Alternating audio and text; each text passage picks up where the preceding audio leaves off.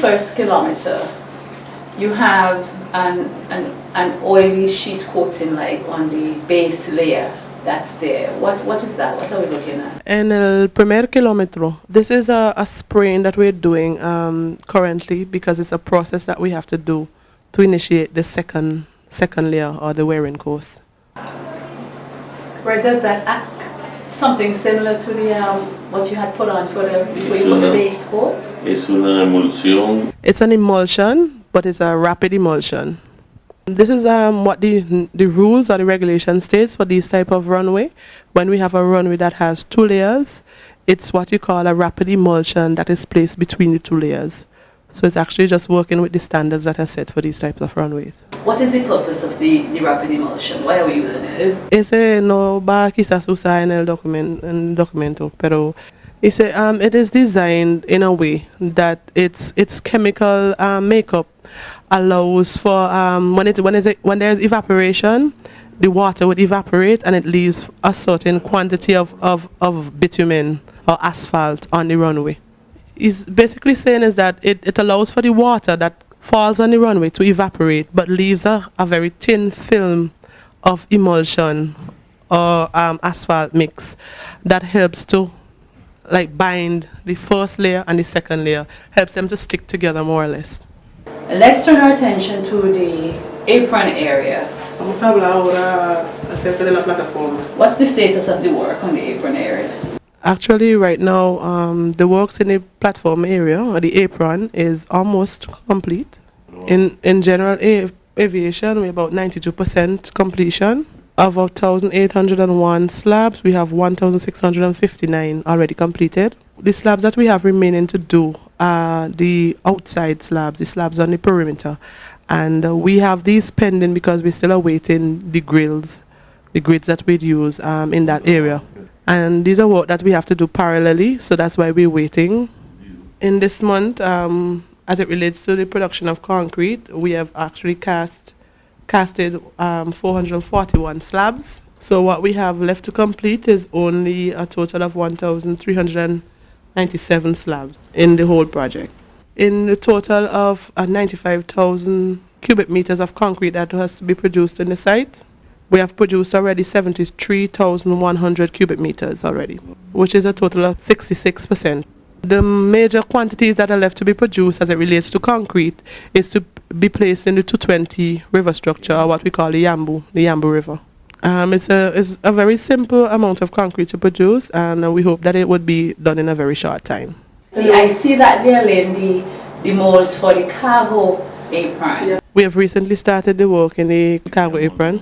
We've started the placement of the molds, and we're going to continue with some more placement of molds today. We actually have to do some rotating in the work that we're doing based on the conditions in the area, if the conditions allow us to work in these areas. We could continue finishing the work based on the sequence. Are you also responsible for the construction of the road on the southern end of the runway, as well as the one that will be reconstructed on the northern end?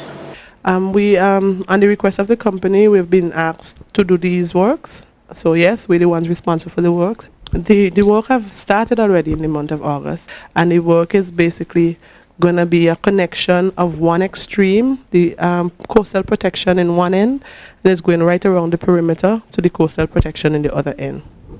It is about 800 meters long, and it's going to run right along the coastal protection. It would meet up with the road that goes from Georgetown to Kingstown. It will come down in the area of the old road, where we had the old road. It runs along the beach. Which old road? The one on the Argyle side, by the Argyle school, or are we talking on the eastern side? So we're on the Argyle side. The connection would be in front of the school area. And from there it comes down straight around the border of the rockfill. And when we finish the rockfill, it would come down again to the old or the road that we had before. It would connect to that road, the old Wynwood Highway. Also, we have to construct a bridge. At the start of the works, we'd have to have a provisional bridge. What we're doing right now, we doing prefab work for the areas of the bridge. It's going to be prefab. We do it on site. This work we have to do, obviously it has to be quick, and right now we think this is about 60% completion. Meantime, The Argyle International Airport continues to benefit from the generosity of Vincentians in the diaspora. On Thursday, August 29th, CEO of the IADC, Dr. Rudy Matthias, was on hand at a brief handing over ceremony to receive a check for $10,000 from Friends of the Argyle International Airport, USA, the FAIA, represented by Ms. Annette Stowe. So far, FAIA has donated a total of $45,000 to the AIA Contributory Fund. Speaking at the handing over ceremony, Dr. Matthias took the opportunity to make a comparison with the recently opened new Antigua terminal building to show that although the AIA is not quite as large as that in Antigua, Vincentians are getting value for money. We have endeavored to use the monies that we have collected both by way of contributions and monies given to us by the government, coming either from loans or grants or land sales. We have endeavored to use the money well. And I'm going to try my best to show you how what we are doing at Argyle compares at least to what has happened in one sister Caribbean country so far. And the reason why I'm going to do that is, you know, ever so often we in St. Vincent and the Grenadines, we Vincentians sometimes tend to think that great things are happening elsewhere and nothing good is happening in St. Vincent. In many regards, we are doing far better than what happens in many of our sister countries in the Caribbean and in many countries of the world. And I want to use one example to help to demonstrate that. Recently, I was in Antigua and they inaugurated their new terminal building. Spanking new terminal building. And I'm sure many Vincentians would now know that Antigua, the VC Bird International Airport, has a new terminal building constructed with funding from the Chinese government and mainly with Chinese labor. Well, let me start by showing what we are doing in St. Vincent so that you can have a sense, or I can contextualize for you what has happened in Antigua so far, at least with this terminal building. We are building here a new, what we call a greenfield airport. And when we finish sometime this year with the construction and the retrofitting of the airport, all of the facilities that we need, the equipment, the furniture and everything, to make the airport operational, we would have spent an estimated amount of US $224 million. So our cost of construction and the cost of retrofitting the airport with the special equipment and furniture to make it operational is going to cost us $224 million US. The terminal building, the cost of construction of the terminal building and for retrofitting it is going to be somewhere in the vicinity of $37 million US. So that is, we paid for constructing the terminal building and we are now in the process of retrofitting it, that is to put in the special equipment, you know, jet bridges, conveyor belts, counters, you know, scanners and that sort of thing.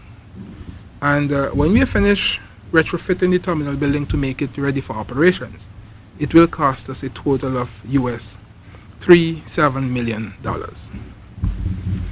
So we are paying US $224 million for the construction of Argyle and the retrofitting of the building with the equipment that we need for operation. Now, if we were to take out though the US $60 million or so that we have spent on acquiring the site, because we are paying out an estimated amount of US $60 million to buy all of the lands and all of the built properties on the site. So if we were to deduct that from our total cost of $224 million, What it means is that we are in effect spending US $164 million to build and retrofit a brand new international airport at Argyle. The airport, as you know, is going to be a 9,000-foot runway. We have the usual facilities like a terminal building, a new fire station. We are building a new cargo terminal. We have a new control tower and all the other supporting facilities. Everything is new. It is a greenfield site. So everything that we are doing there, as you know, is new. And we have in the process of finishing off that facility. For example, our terminal building, which we are going to be spending a total of 37 million US for, we have 135,000 square feet of floor space on 3 floors. We have 2 jet bridges which have been installed now, and you can see them yourselves. We have 26 check-in positions, and we have 2 simple baggage systems in domestic and international terminal. As you know, we have a domestic terminal which is separated from the international terminal. So these are the facilities that we have in our new terminal building, which is costing us both for construction and retrofitting, as I said, US 37 million. Let us compare that though with the new terminal building that was constructed and retrofitted and was recently opened in Antigua. Their terminal building for construction and retrofitting cost them US $98 million. US $98 million for the new Antigua VC International Airport Terminal building. Their terminal building has 240,000 square meters of floor space, which is about 100,000 square feet more than ours, or 105,000 square feet more than ours. They have 4 jet bridges. We have 2. They have 46 check-in counters positions. As I said, we have 26. And they have a sophisticated, according to them, a sophisticated baggage handling system, while we have 2 simple baggage handling systems. So you can see that their facilities are more than ours, in some respects twice as many as we have. But simple calculation will show you that their cost is 2.6 times ours. And if you go back to the size of the building, we have 135 square feet of floor space, while they have 240 square feet of floor space. So that is not even yet 2 times the size of our facility. Now, I am not suggesting that Antigua didn't get a good price for their facilities, but I just want to juxtapose what they have done with what we are doing, so that Vincentians can get a good appreciation for the extent to which we are going to control costs in getting the good facilities that we have at Argyle.